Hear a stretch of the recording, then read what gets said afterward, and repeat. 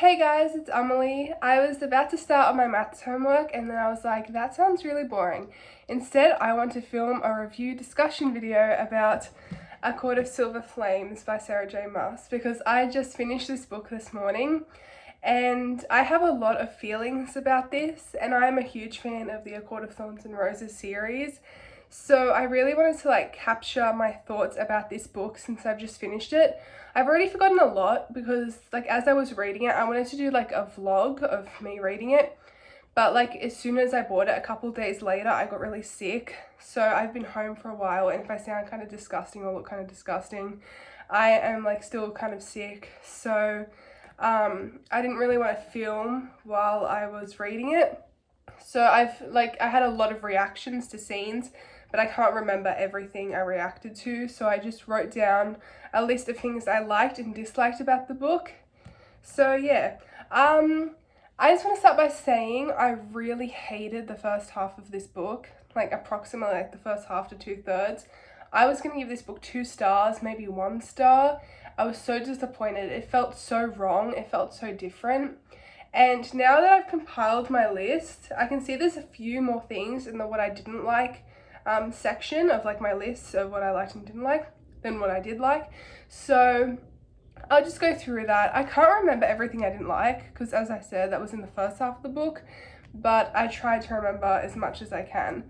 So I'm gonna put the book down because it's heavy, and I have my laptop with all my notes on it that I just wrote down now 5 minutes ago. So I'll go through them and explain a little. So I think I'll do what I didn't like first. So in the end, I gave this book 3 stars. I don't know if I already said that on Goodreads. I just got Goodreads, so I'll link that below because I just got it.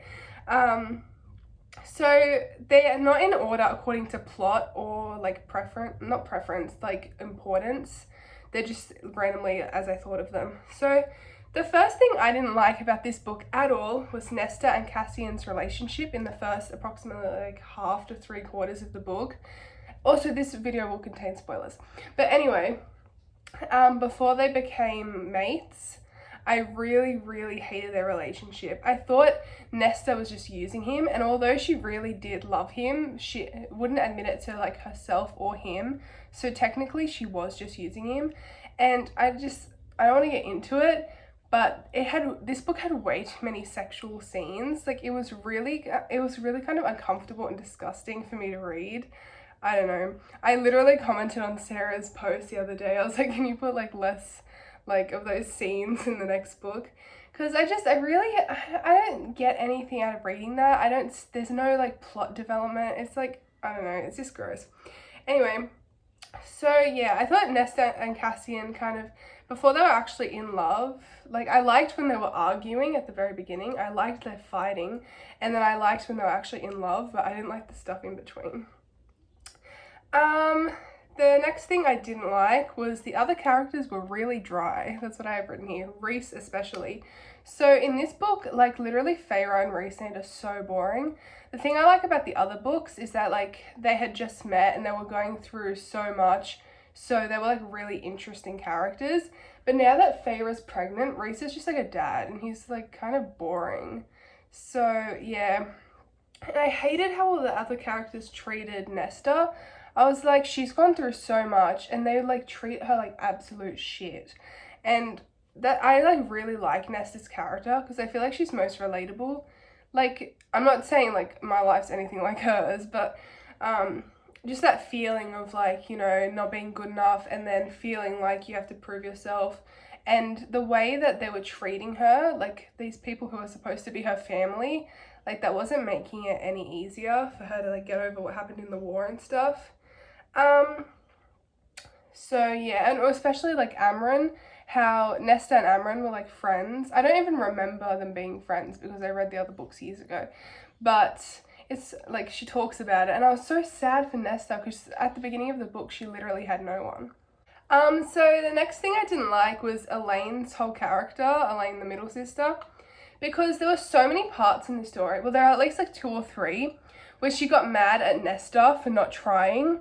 And it just infuriated me. Like when, I think it was Nesta went for the winter solstice and she was like, don't make Feyre sad, like it's her birthday. And I was like, oh my god, like Nesta's literally here. She's trying. She's in a good mood. She's like willing to be kind to her family and try to get past what happened to her. And Elaine, who does nothing, really has the audacity to tell her off. Like, it just made me, like, I hate Elaine. She's so bland. She literally does nothing. Like, if she, like, I don't know, if she contributed, if she did something, like, maybe it's justified that she tells Nesta off. But literally all she does is just sit in her garden. Like, I really hate her. Anyway, and then here I have written the first half of the book was boring. So the first half of the book, before like any action actually happens, is just Nesta going through her day-to-day life of like training with Cassian in the morning and then doing her chores in the library. And I know it was like a lead up and it was trying to show her slow like development into like a better person, but I feel like it was really repetitive and a bit boring. So yeah. And then, oh my god, there's parts in this book where randomly, like literally no one will call for it at all. Like Cassian will just be with Nesta and he'll randomly launch into his sad backstory about how like his dad was like a nobody, like his dad was like abusive and his mum was a nobody and his dad took advantage of his mum. And like literally no one asked for this. Like no one asked what happened to his family. And he randomly launches into these like pathetic anecdotes about how troublesome his past was. And I know like Sarah does this like to make us like pity him, and it's to make like Nesta pity him, and it's to like sort of spark the romance, but it just feels really lame. Like I don't want to hear, like if it was like integrated like better, okay, but he just randomly like talks about how sad his past was. Like it's out of nowhere. And I said it's forcing him to be a sad boy. And the last thing on the list, there was literally so much I hated about this book. This list was too short. But the last thing on this list was Rhys saying he was going to kill Nesta. So there's that part where Nesta goes to Feyre, and after she goes down the 1,000 steps, and she's like, Feyre, like your baby's gonna die and you're gonna die with the baby. And I loved that scene. I'll talk about that later. But when Rhys was like, Cassian, like get Nesta out of here or I'm gonna kill her, I was like, you can't threaten to kill her. That made me so infuriated. Like everyone treated Nesta like shit in this book, but especially Rhys. And the way Rhys talked about her and treated her just made me so mad. Like literally no reason. Nesta's just like wants alone time and he's like, guys, like she sucks. And I was like, why? She's literally just depressed. Anyway, let's move on to what I liked about this book. I didn't really like any of the male characters. I don't know, like Azrael, I can't say his name right. Anyway, he's like my favorite character, but I noticed in this book he literally isn't even a character. Like I don't know how he was one of my favorites. And Cassian is just, I feel like in the other books, because we see so little of him, he seems so cool. But like once you see him all the time, he's kind of like boring. Like his only personality trait is that he's like a bit sarcastic and smiles a lot. But he's not smart.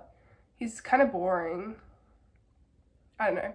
Okay, so this is what I liked, what I actually liked. So I wrote here, Nesta being depressed. I'm toxic. The whole beginning part of the book I loved. I loved Nesta being in such like a deep, dark place and everyone being like, come on, you have to like become a good person again, and her going like, no, like stuff all of you, I hate you all. Like I loved that. I actually loved seeing her like sad because like, I don't know, it made her like more realistic. It made her more understandable.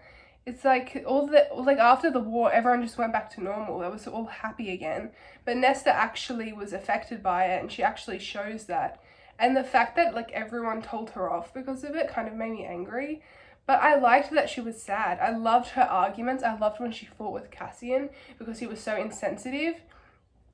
And then like I liked at the end when they like went to the mountains and she like broke down and told Cassian like the fire reminds her of her like her dad's cracking neck. And like I liked that, but I don't know. I just liked when she was sad and when she was against everyone because like rightly so, everyone sucks. The next thing is Nesta telling Feyre that her baby's going to die and she's going to die. that scene where she was like, I don't even remember what triggered her. Oh yeah, because like they all voted against her, like to not know about something in the trove or something, and Amryn voted no when Amryn used to be her friend. And then she goes down the 10,000 steps and she goes to Feyre and she finds her and she's like, your baby's gonna die, you're gonna die. And everyone got so mad at her, but I loved that scene.